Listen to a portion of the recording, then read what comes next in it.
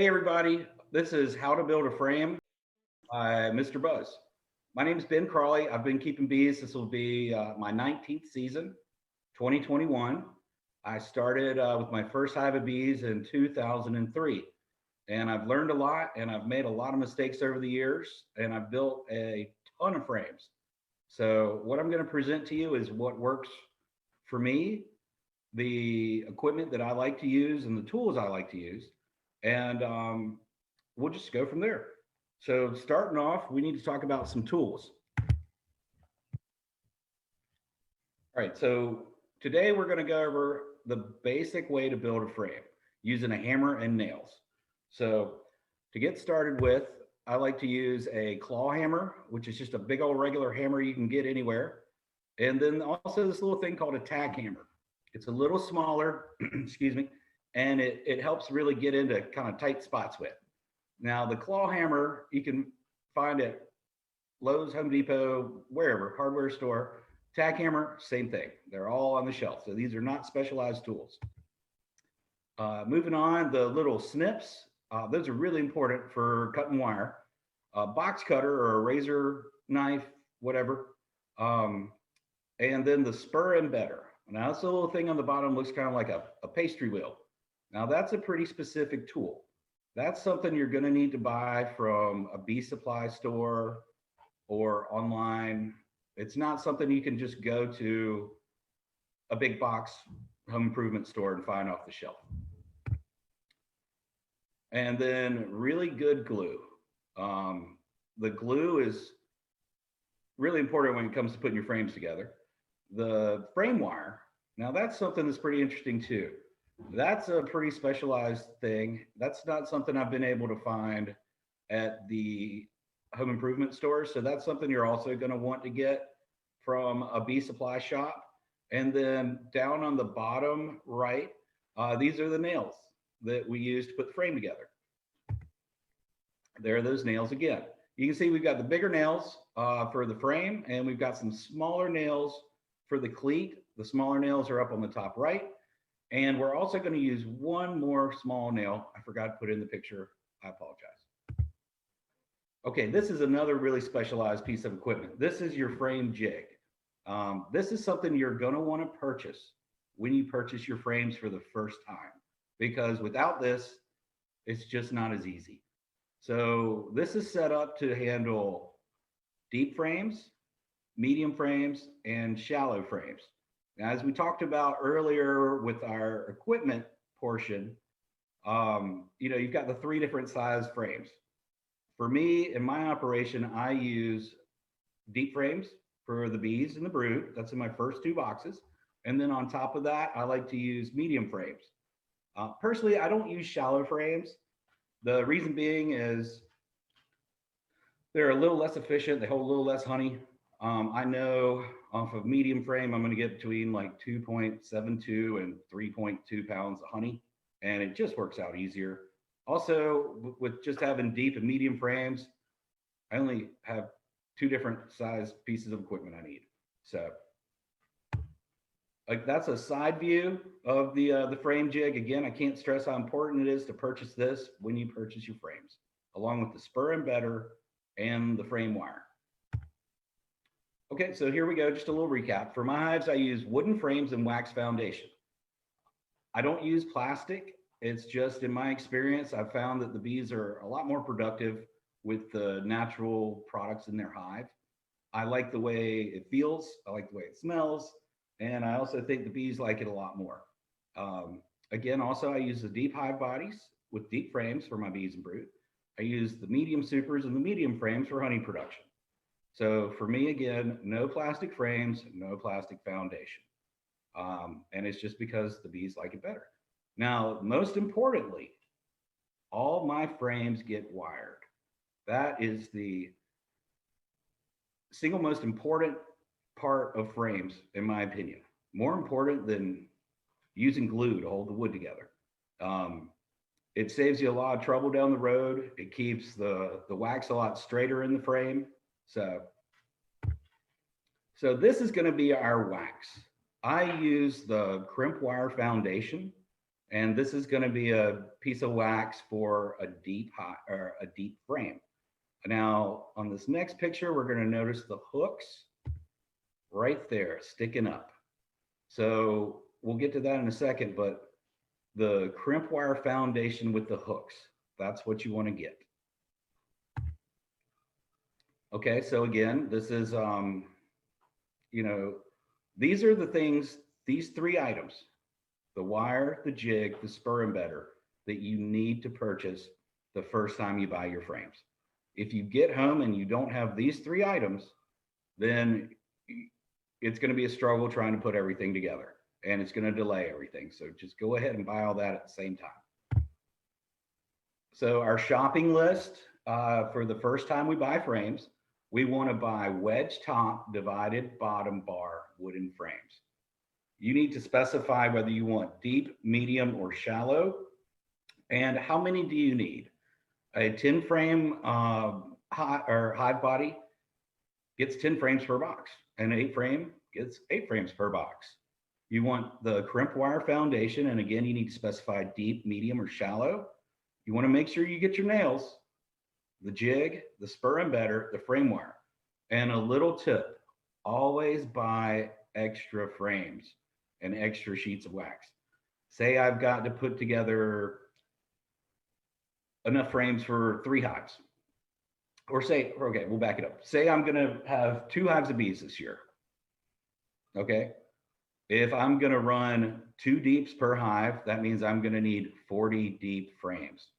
If it were me, I would go ahead and buy 50 frames and 50 sheets of wax, because something could get broken, something could get nasty, something could get lost, something could get stepped on, it could fly out of your truck, who knows? It's always good to have extra on hand. Another thing is when I'm building frames, I like to go ahead and build a lot of frames before I get my bees, because the last thing you want to do is get the phone call to go catch a swarm and not have any frames ready. Excuse me. So getting started, this is what it looks like. We've got our top bar along the top, our end bars on the sides, and our bottom bar along the bottom.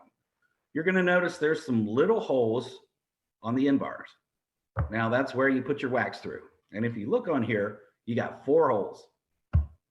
Don't worry about it. Only worry about 2 of them, the 2 in the middle. I mean, I haven't put 4 lines of wire in a frame in at least a decade. Another thing they might try and sell you, excuse me, is eyelets that go in these little bitty holes. And you have this little bitty eyelet punch that you can punch 1 eyelet into each hole at a time with. Complete waste of time. They tell you that the eyelets are there to keep the wire from ripping up the wood. Again, in my 19 years of experience, I have never had a frame bust because it didn't have an eyelet. And it's a tedious step, so you can admit that. All right, so getting started, you know, I like to remind everybody that the nails are there to hold the thing together until the glue dries. So it's very important to put a lot of glue everywhere the wood's going to come in contact with another piece of wood, and you know, be extra generous with it. It'll squish out the edges, but I've got this little saying that the bees don't care, so I wouldn't really worry about it. So starting with the top bar, the way I assemble a frame is I start with the top bar down on my workbench. I put the glue on the sides of the top bar. That's the left. And now for our bottom bar, something I do want to point out is you can see the bottom bar on the top of the picture. The opening is a little smaller than the one on the bottom of the picture. Now that is, it's really important to note when you put the frame together, you want the larger opening facing inside the frame because it just helps with getting the wax to go in there. If you do it backwards, you'll find out because your wax won't fit. You'll have to break a little corner off your wax to get it in there, which is no big deal. Okay, so at this point, I've glued the top bar and I've put my end bars in. And this is the order I do all my frames in. All right, so bam, we got that together. Put a little glue on the end bars for the bottom bar to go in. Got that bottom bar in there. Again, notice that smaller opening for the bottom bar is facing away from the frame. So now, this is the first time I put a frame together with a hammer and nail in about 19 years. And it's very tedious. I use air compressors and nail guns and all that good stuff when I put mine together. But you know, for you guys, you brand new beekeepers, I decided to do it old school with things we have around the house. So yeah, so here we start with that and Miracle Television. Oh, look at that, I banged one in. All right, so you put one there, you put two in. All right, so your bottom bar gets put in with two nails on that side. And then same thing over here, two nails. Bam, they're done. Good fit. So now I flip the frame over. I've got the top bar facing up. So I start hammering the nails on this one. So this is one side, that's one nail, two nails, done. Nice and flush. Again, on the left side of the top bar, boom, boom, boom, boom.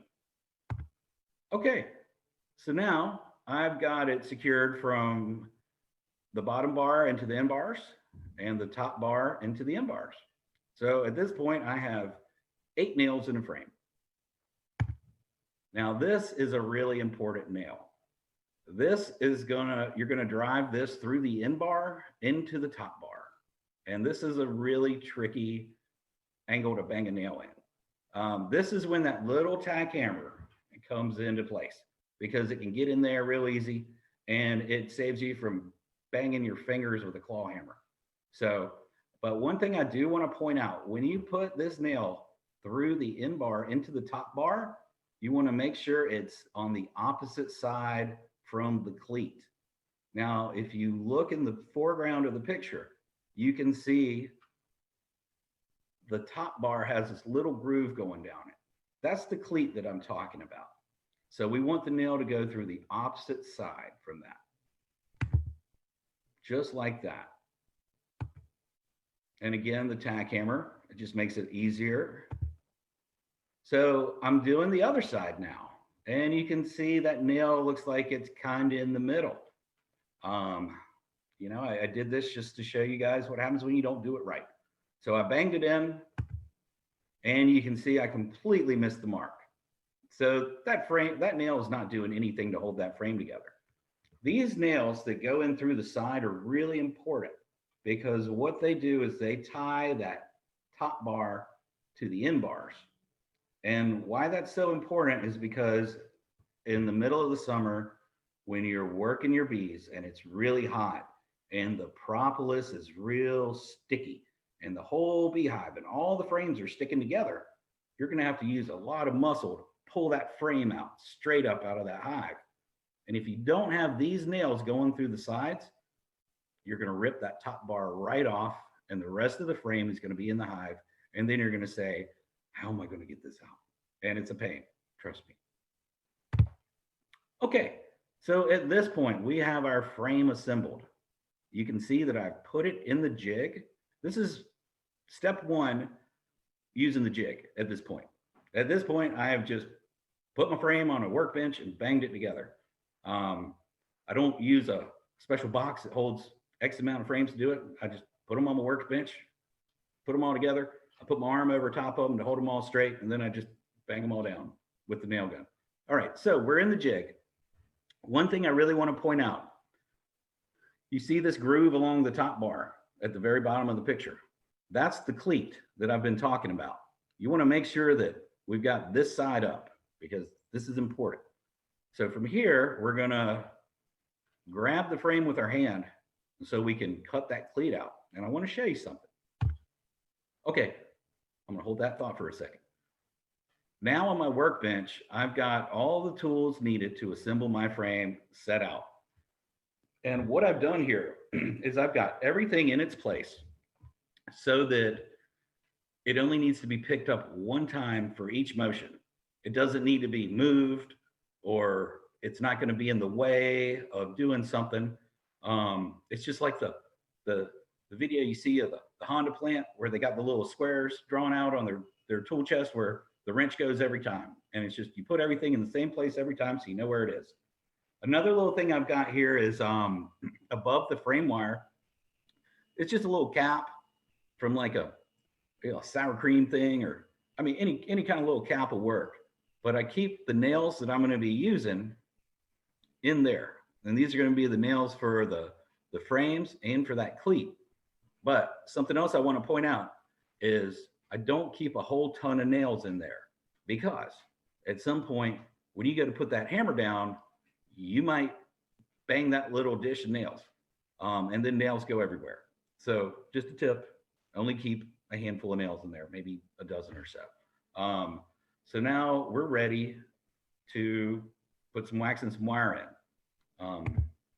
So from here, I take one of the small nails and I drive it right between the two holes on the side of the end bar. Now this nail is going to be what we use to wrap the wax around. Something else I want to point out to you, this picture does a really good job of showing it, is, this jig is for a deep frame, a medium frame, and a shallow frame. And so that's what those grooves are, kind of just by that nail. Another thing I want to point out is you can see where that nail going into the end bar, or the top bar from the end bar, there's two of them. And that's because I missed the first one. So had to do some work. All right, so here we go. Do not put your hand here to hold your frame when you cut that cleat out. If you do, it's going to hurt. That's where you want to be holding your frame. Because that cleat down there, we're going to take our little trusty box cutter. We're going to stick it right in there, and we're going to run it in one motion from the left to the right side and take it off in one piece, just like that. Once you pull that out, this is an important thing, keeping sharp blades, so you get a good clean cut every time. But if it pulls out and you got a little bit of little extra wood left down there, it's okay. Bees don't care. I don't think you need to spend a lot of time really smoothing that out or anything like that. All right, time for wax. Okay, so here we go. When I put the sheet of wax in, I start with the one corner and I start pushing it into the end bar. Now, this is why I say I really like the divided bottom bars, because that groove goes all the way through. And it just helps out because sometimes your wax isn't completely flat, might have a little bow in it, might have a little bend or whatever, and it's hard to get it into that little itty bitty slot. But with the divided end bars, you can actually kind of pry them open a little bit, make the opening a little bigger. But you really want to make sure your wax goes flush into that groove all the way down, just like that. Once it does, I just drop it, and the wax is in my frame.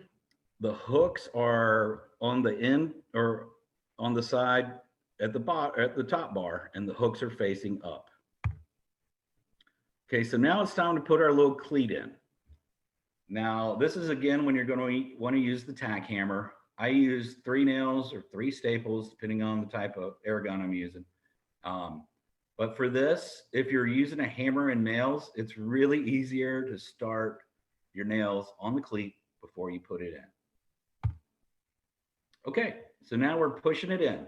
So we've got the hooks coming up between the top bar and the cleat. And now, bam, that's what it should look like. So it's time to start driving some nails.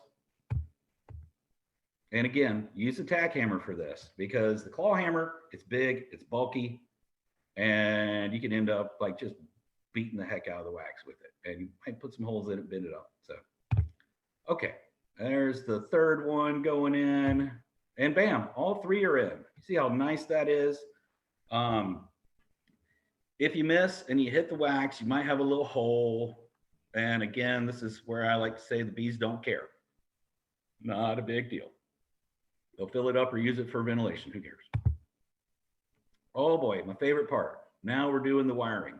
So I keep my spool of wire on the right-hand side of the frame. Just works out better for me.